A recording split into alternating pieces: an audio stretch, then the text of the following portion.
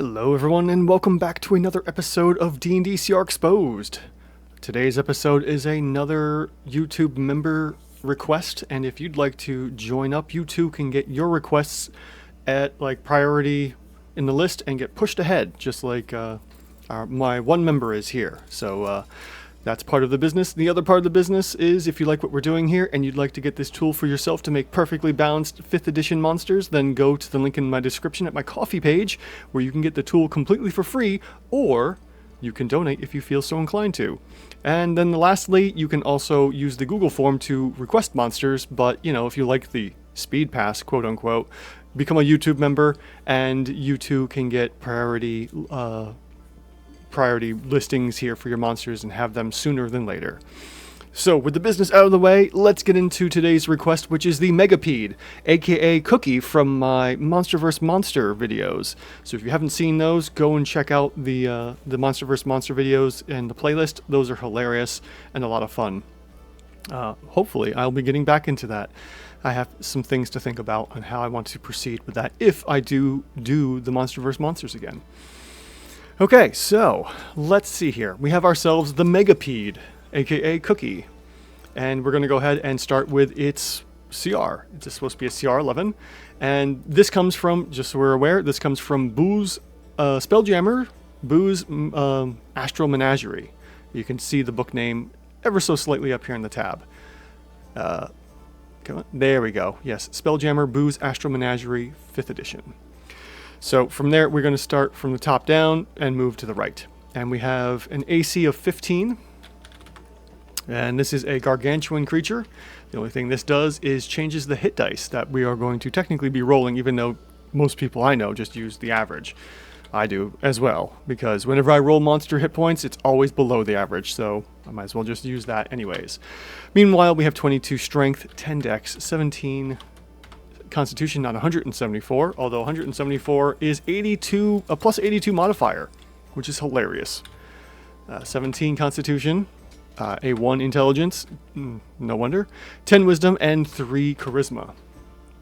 After that, we have, sorry for the snap, we have 2 saving throws, we have some skills, we have some senses, nothing here matters. If we had 3 or 4 saving throws, then we could add that in for an effective AC bonus, but we don't, so we don't have to worry about it. Now we're going to go ahead and look at the actions for Cookie here, the Megapede. And we have, let's see here, the Megapede makes 1 bite attack and uses either Life Drain or Psychic Bomb. So let's take a look at what we have for our bite attack and either of those 2 options. So right off the bat, we're looking for a plus 10 to hit. So the plus 10 is definitely coming from our strength, as we can see here with our hits and DC ratings. So we'll go ahead and throw that in for now. Considering that we have, let's see here, we have 1 of each, it really is kind of up to what does the most damage. So we'll go with that depending on how we go forward here.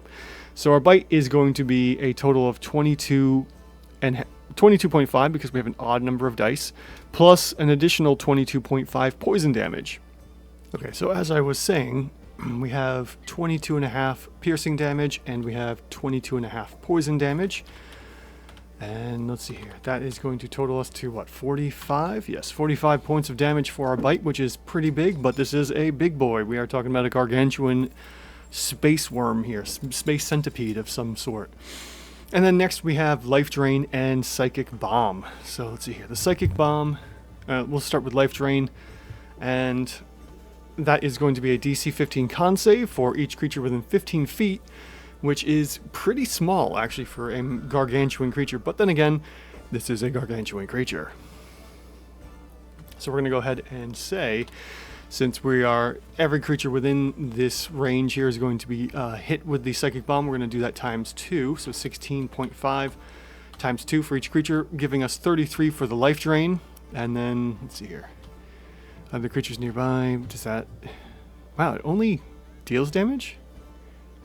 Life energy from other creatures nearby, and it doesn't restore health. That's really strange. Considering Life Drain, I would think it would bring life back to the Megapede. Okay, well, at 33 points of damage there, so nothing huge there.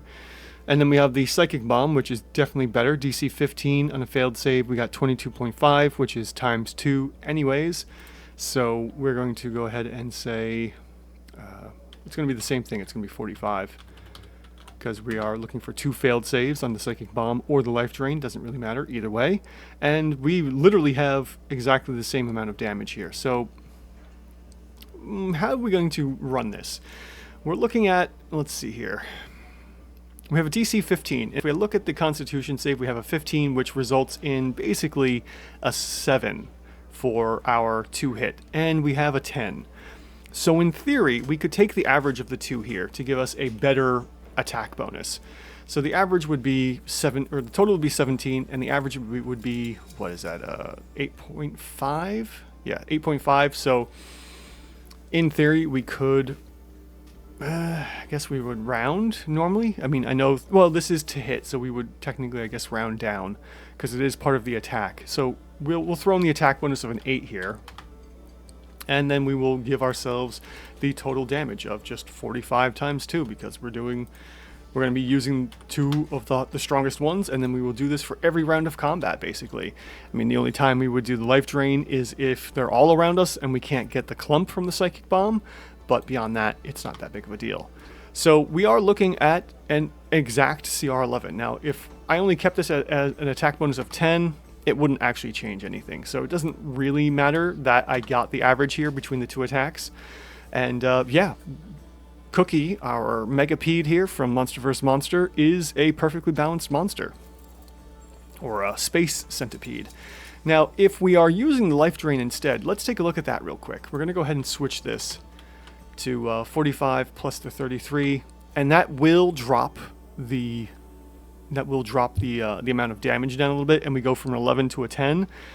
So in theory, we wouldn't want to be surrounded, but we still have that option to do that much damage. And honestly, if we wanted it to be just as powerful, we could switch it to 5d8 and do the same amount of damage. So because I don't understand why they did this so much different. They must have forgotten to add the fact that it should be healing, healing the centipede for half the amount of damage or something.